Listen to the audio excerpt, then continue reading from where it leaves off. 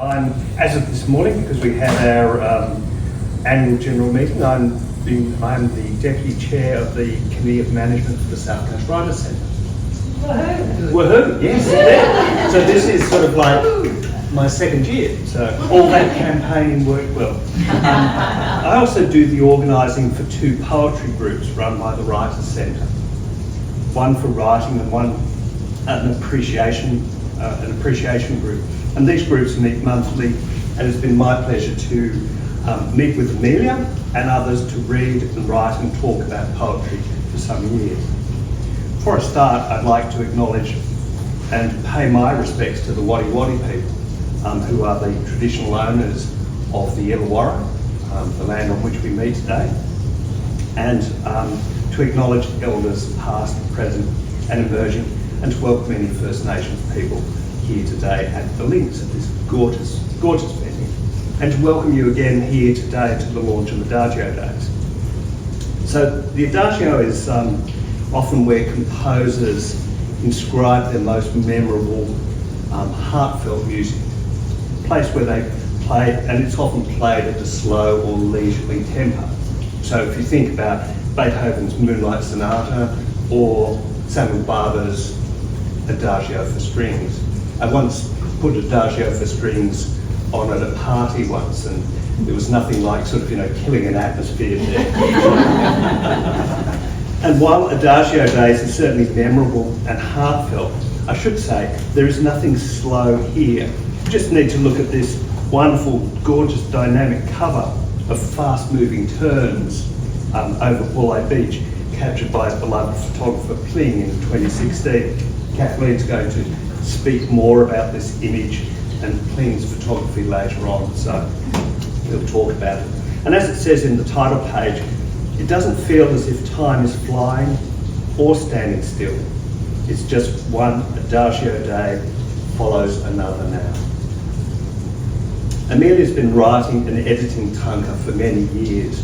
For those of you unfamiliar with her work, is anyone unfamiliar with her work? Okay, you can turn to page 163 of this book and read her many and varied achievements. Adagio Days is her 9th book of original poetry in English, which is just what an achievement. But in addition, she's also translated or co-translated 28 volumes of Japanese poetry into English, edited or co-edited 8 tanka anthologies, and written 6 collaborative books with other poets. So if any of you were wondering, what's Amelia been doing all this time? That's what she's been doing. She is an expert or a sensei in tanka. And here in this book we see tanka as a single verse, as a string of verses, that are elaborating on a theme, tanka as part of an associated narrative, and as responsive writing as well, collaborating with poets internationally, poets in Canada, the USA, and in Japan, as well as Australian poets, each voice distinct and chorusing off each other. To extend that musical metaphor a moment, here's a composer deftly moving between solo pieces, duets, quartets, and chorales. Okay. I thought that worked quite well. So, yes, indeed. Tanka, and one of the reasons I really like tanka is that it's distinguished by plain language and a broad range of subject matter. For me, this makes it interesting as poetry because it speaks about the joys and the disappointments of a life lived. It's not highfalutin, it's not abstract, it is about the life that you live each day. And as a result, it also becomes a record of contemporary times. So, and many of the pieces in this volume were written while Australia and the world was faced restrictions due to COVID-19. So themes about separation and isolation, which we all experienced, or many of us experienced, as do reconnections and made through new technology like FaceTime and Zoom. If you'd ever heard of Zoom before, until the last couple of years. And now I do it all the time. And here's an example. My granddaughter stands atop Diamond Head. I'm on Mount Kira. Texting is the only way we cross the ocean now. Isn't that great? It's just, yeah. And there's so in this book, there's also things like the abrupt end of friendships, such as in lime milkshakes, family and childhood memories, such as the elephant in the room, as well as longer meditations, such as the passing of a beloved mentor in Yuko's fans, or the decline of Yuki, the poet's cherished dog. There are also joyous and humorous pieces, a grandson's first concert, first flight in a jet plane, mother's role reversal, as the solicitor's daughter brings groceries and checks that the poet is eating well. And the discovery of a different kind of multitasking, as the poet composes Tanka during her leisurely laps at the pool here in Pink Hyacinths. So many of these poems have been published elsewhere, but brought together here, they provide a multifaceted picture of the poet at 80. She's in a 5th floor area up there, watching golfers, dog walkers, surfers, communing with the local bird life, and writing every day. There's 5 lines. Tanka poetry also creates a space for the reader, for us the reader, to join in the creative effort, to enter into an imaginative space or a dreaming room. That's the phrase, isn't it, that you use, dreaming room. So take, for example, this award-winning piece. Stroking slowly through cool blue silkiness, I lose concern for things I can't control. The sun will set at 7. Consider the spaces in that little poem. The sensuality of swimming, the loosening of those daily worries, and the sunset. It's both aphoristic as some hard-won wisdom, and also suggesting that swimming and life will continue into the evening regardless of effort, regardless of what we do, regardless of how much we worry about stuff. It will occur. Like the pauses in Moonlight Sonata, it's the spaces between the notes where we as readers, our imagination takes flight. There's much to enjoy and to reflect upon and to learn from in Adagio days, and it's a wonderful achievement. It is a wonderful achievement. And I have no champagne bottle to break over the bow of this book, because that's such a terrible metaphor for launching it. Instead, what I'd ask you to do is put your hands together and join with me in applauding the poet and declaring Adagio Days officially launched.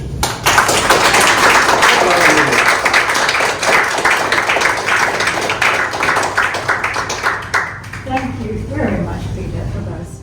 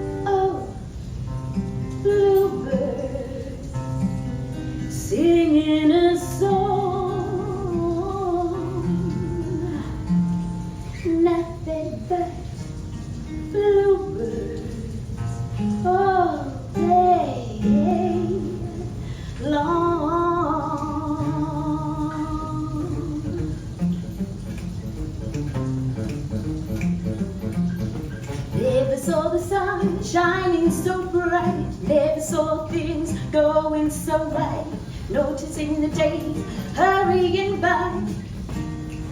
Let's take that again, baby. Let's take that again. Excuse me. 2, 3, 4. Never saw the sun shining so bright. Never saw things going so right. Noticing the days hurrying by. When you're in love, my how they fly.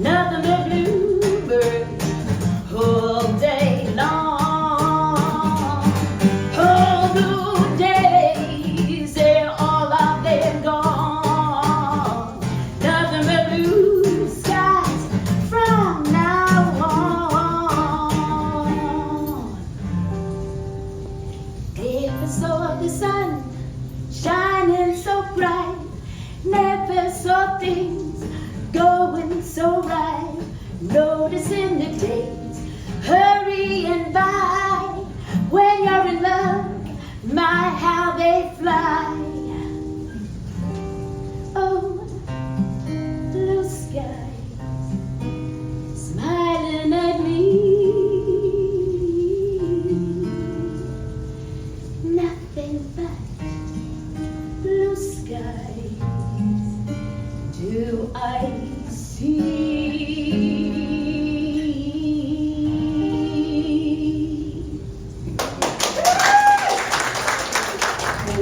Image, but before that, I'll introduce myself for those of you who don't know me. I'm Kathleen Leakley and I write on unceded Wadi land. I obviously live here as well. Like Peter, I'm a local writer of poetry and stories and active member of the South Coast Writers Centre, along with a number of people who are here who I will mention in turn. I'm also the facilitator of an independent of the South Coast Writers Centre group called Poetry Circles, and a number of the pieces that are in Adagio Days were first penned in the circles, so that's really exciting. And we have a few circles people here, including Peter and Moira, the back, and Tonya, who you've just heard sing. I think that's it from circles, and Richard in the orange t-shirt, who is also taking a few little sneaky videos. So as Amelia said, I am her daughter, but she has given me the very great honour of dedicating Adagio Days to me, and I'll give you Amelia's words rather than mine as to why she's dedicated the book. This book is dedicated to my daughter Kathleen Miriam Bleakley, my inspiration, mentor and loving companion in the world.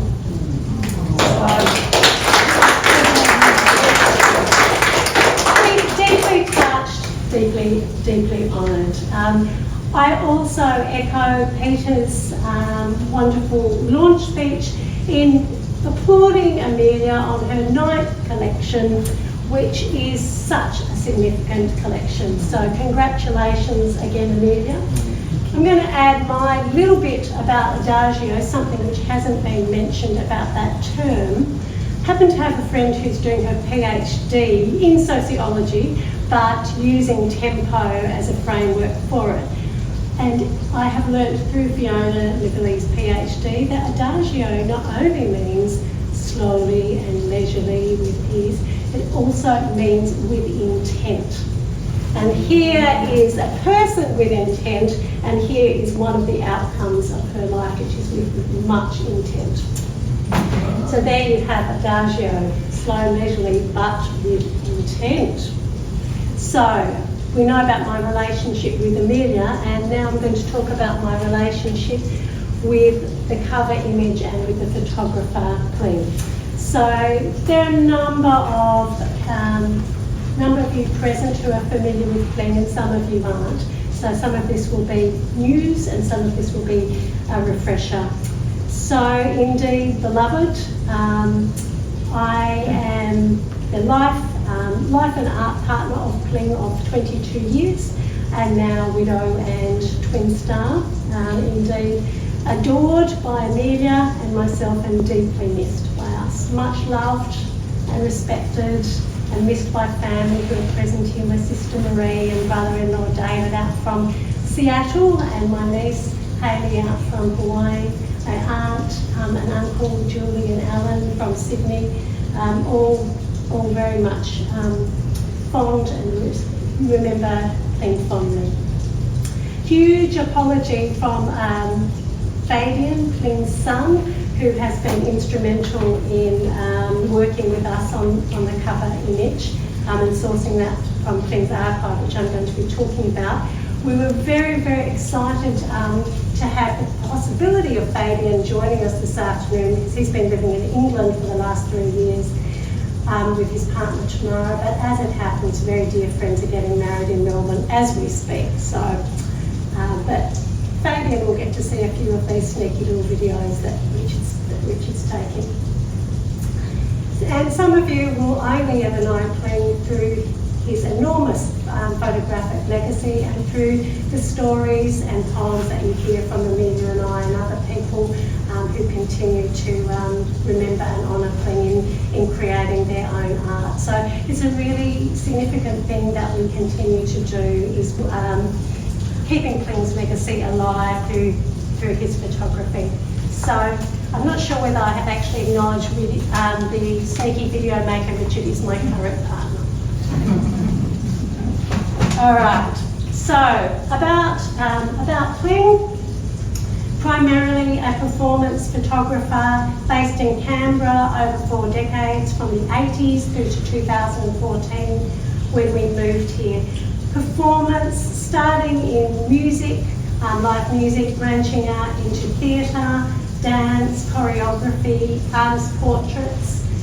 Pling had a few exhibitions, collaborative exhibitions, to do with those facets of live music and documenting festivals and collaborations with performance artists. But he is also represented in an enormously important exhibition at the National Portrait Gallery in Canberra of pub rock from the 80s, 90s, Australian pub rock, which was in Canberra in 2020-21 and has been touring since last year around regional Australia. So we're really excited that Pling's music photography is reaching really wide audiences and getting the recognition that it deserves.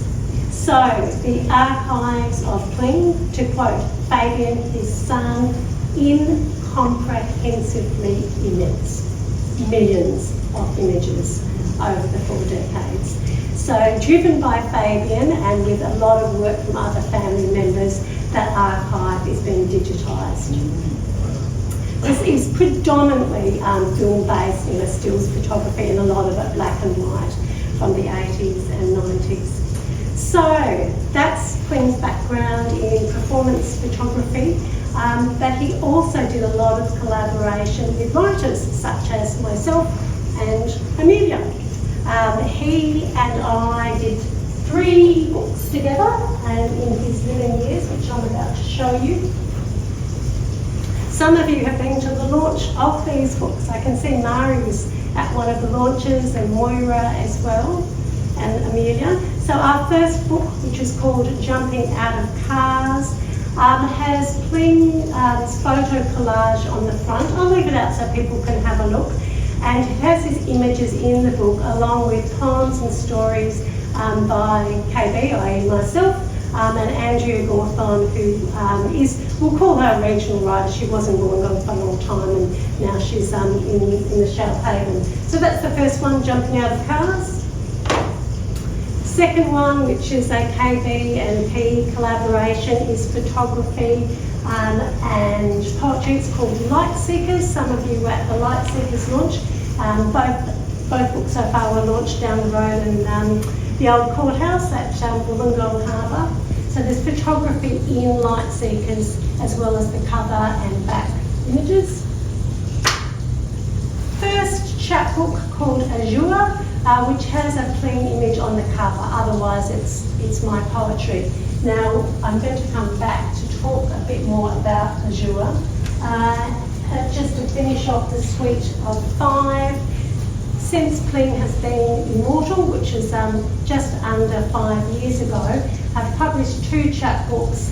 The first called Letters, the second called Two Hearts, and both of them have Pling images on the front. Again, collaboration between Pling's images, Fabian and I, and Richard was also involved in the Letters one. So four-way collaboration. Now, the connection between the Terns image of the cover and Adagio, which I have just been showing you, is that all the books that Pling and I did together had companion exhibitions. So Pling had an exhibition at the launch, which a number of you were at, Alan and Julie and Amelia, maybe Mari, and you can have a look of afterwards, these are thumbprints of the images that were exhibited. But there was one standout image, and you probably guessed it, it was the turds. So 5 prints of the one photograph were gifted or sold to family and friends from that exhibition. Alan and Julie are nodding here at the front. They loved it so much, they bought 2 copies for it, one for them. 2 different locations in 2 very prominent places. There you go. It also resides in the home of Kling's older sister Rosie and in Taraji, so it's much loved, the Turns image. Amelia requested that she could have it as her cover image, and Fabian and I gladly granted permission for it to be republished, and absolutely delighted to see it on the cover. And also credit goes to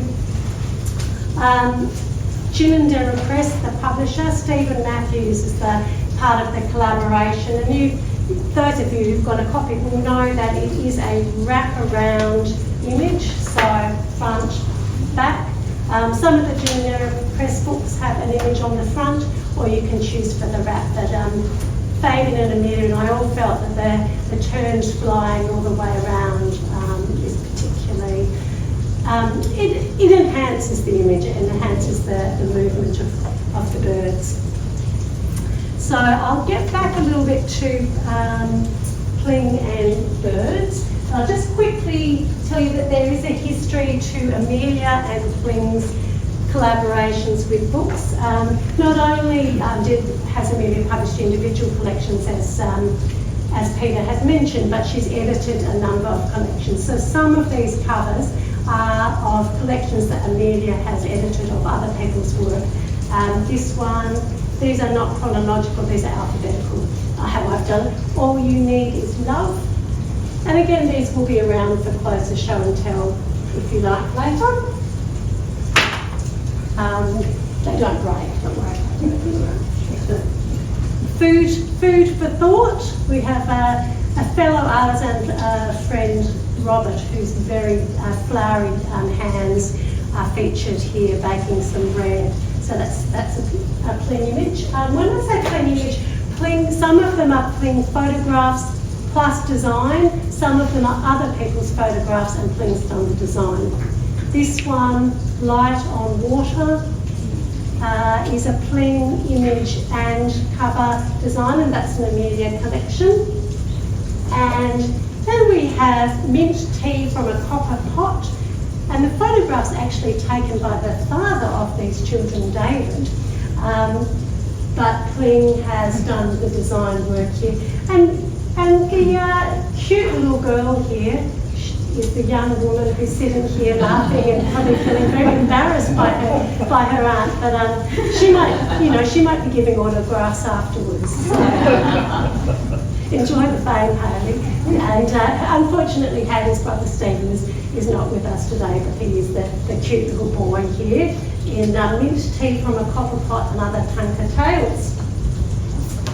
And we have a collaborative collection by Amelia and poetry, a poet from Canberra, Kathy Kitaway, in 2 minds. Another Kling image, autumnal image and design. So you can see not only has Kling been and continues to be spiritually very important to Amelia as her son outlaw. We called one another's relatives outlaws because we were never married and both very unconventional, so we had outlaws, not in-laws. So Amelia's the very proud mother outlaw of Kling. But yes, a long time as creative buddies as well. So you might be wondering with the music, the theatre, the dance, etc., where do birds fit in? How does Kling come to have been taking photographs of birds on Bulli Beach in 2016? Well, Kling had a great affinity with birds, lots and lots of bird art in the home that I still live in. And he used to photograph seagulls a lot in particular, and I used to tease him about this, as I did about many things, because he photographed them continuously. And he said, Kathleen, they keep my hand in for dance photography because seagulls move very quickly. They take flight. So they helped while Clint wasn't actively doing dance and choreography, photography and theatre. He was still keeping those performance skills. And thanks to Sammy of the Ducks is what Clint called Seagulls. So I think that's...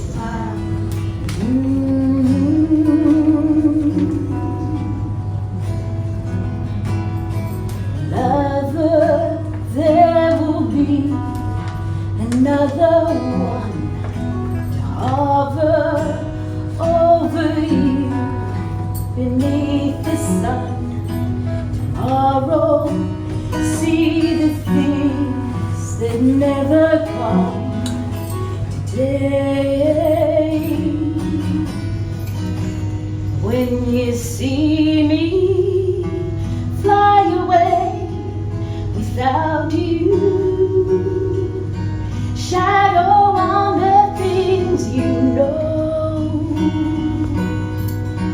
Feathers fall around you and show you the way to go. It's over.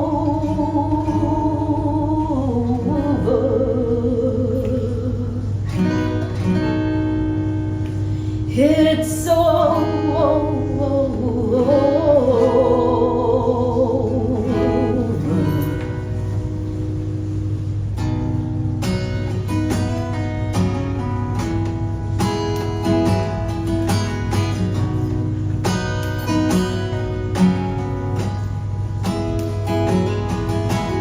nestled in your wings, my little one. This special morning brings another song.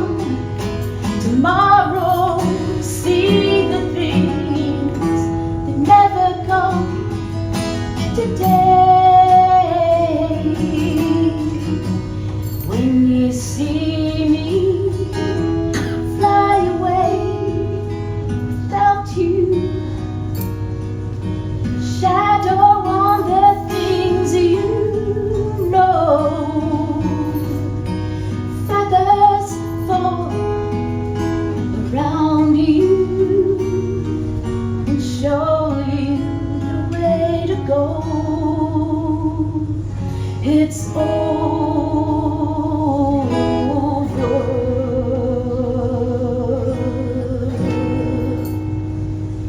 It's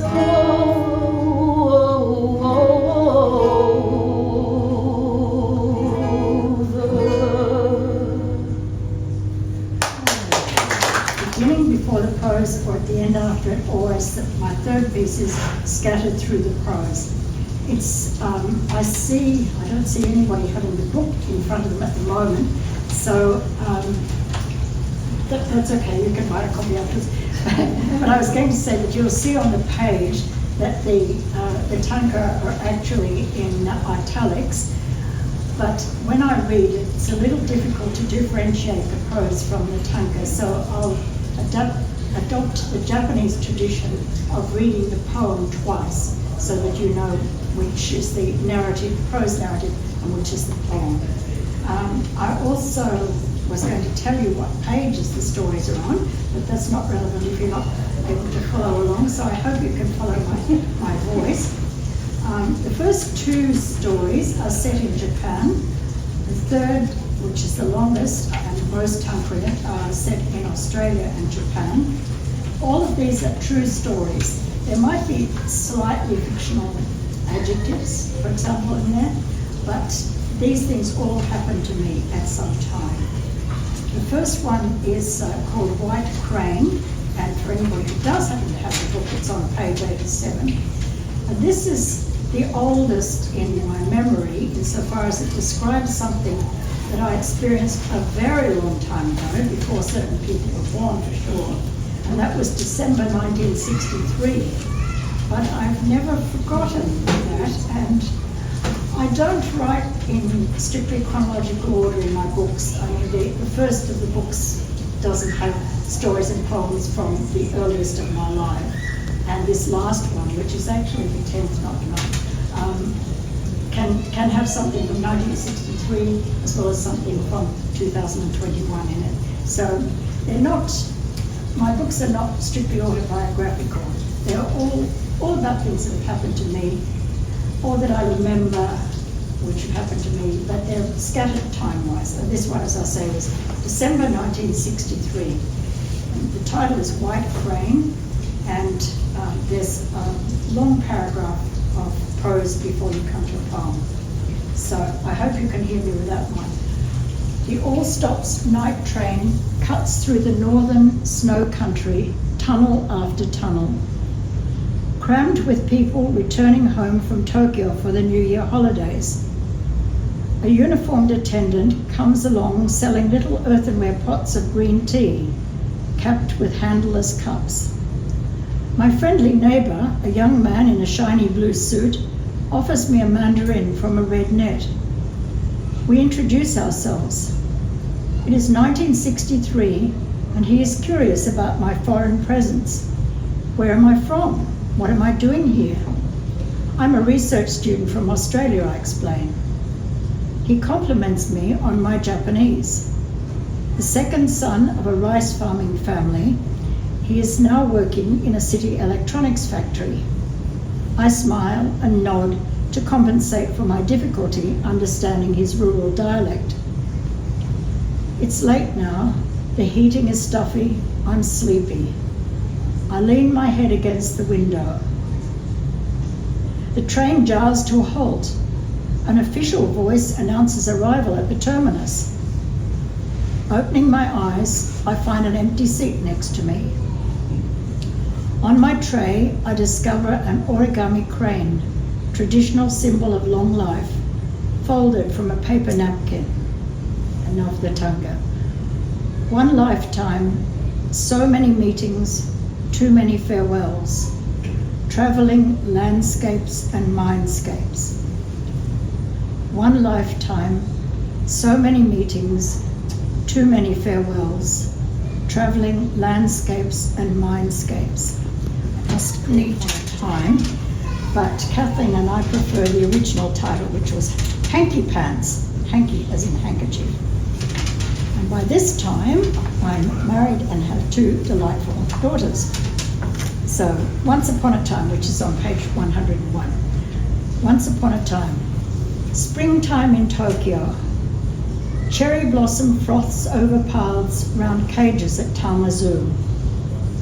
Entranced by monkey families, my small daughters keep asking to go back to their antics. Then they want to see the elephants. It's not a large zoo. 2 elephants confined on a rectangle of concrete. One swinging its trunk listlessly. The other just stands there, gazing out into the distance beyond high iron fences. Next, a solitary tiger, pacing back and forth, back and forth, back and forth on a narrow walkway outside an artificial cave. Giraffes and zebras share a patch of scruffy grass. Somewhere, a lion roaring. Enough. The children are easily diverted with ice creams and more monkeys. At the exit, there's a souvenir shop, of course. I'll buy them a soft toy to share. They choose a small brown monkey. What will we call him? Hanky Pants, I suggest, improvising a nappy for him from my checked handkerchief as we train into the city. Back home, the girls gather together their toy animals, introduce Hanky Pants, and all play tea parties. And a tanka. Generations of visits to a zoo, generations of children's tea parties. How fortunate I've been. Generations of visits to a zoo, generations of children's tea parties. How fortunate I've been. Japanese word for fireworks, and it literally means flower fire. Hana means flower, and hana means flower, and he or be means fire. So you'll hear the term flower fire used as well as hanabi. Hanabi fireworks actually came to Japan from China but they're equally an important part of the culture in Japan. So Hanabi. My lifelong fascination with fireworks began when I was about 6. At the time, my grandfather was working for the Navy. One summer evening, we boarded a naval launch, motored out towards Sydney Harbour Bridge, and moored on the dark water. The sky became black velvet, sequined with stars. Suddenly, the stars were pink and green and gold, booming, flashing, vanishing. The boat rocks as I scamper side to side, looking upwards for the most beautiful of the flower fire. The boat rocks as I scamper side to side, looking upwards for the most beautiful of the flower fire. In my childhood, Empire Day was a special event on the May calendar. Families celebrated by letting off crackers in their gardens at night. Circa 1949. In safety behind the kitchen window, I waved and yelled at Dad outside, firing off Catherine wheels, fountains, rockets. In safety behind the kitchen window, I waved and yelled at Dad outside, firing off Catherine wheels, fountains, rockets. Fireworks, a time-honoured tradition in Japan. In rural villages, particularly popular is the custom of playing with sparklers on summer nights. Kids run around excitedly, weaving light patterns into the darkness. Yamaguchi Prefecture, August 1976. My small girls, clad like the locals in yukata, as they dance down the street, waving magic wands. My small girls, clad like the locals in yukata, as they dance down the street, waving magic wands. Yukata are the cotton kimono which are worn in summer. Many years ago, all of those hanabi, all of that fun, and then the end of 2021. After 2 pandemic years of separation, our widely scattered family was finally, if briefly, reunited. New Year's Eve 2021. 10 together, waiting on my balcony. With a huge bang, the sky explodes in rubies, emeralds, silver and gold. 10 together, waiting on my balcony. With a huge bang, the sky explodes in rubies, emeralds, silver and gold. A joyful gathering, as ephemeral as the fireworks. And the last tanka, 2nd of January 2021. Through salty air, crickets shrilling on one note, a rolling roar from the blacked out ocean, no flower fire this lonely night. Through salty air, crickets shrilling on one note, a rolling roar from the blacked out ocean, no flower fire this lonely night. Thank you.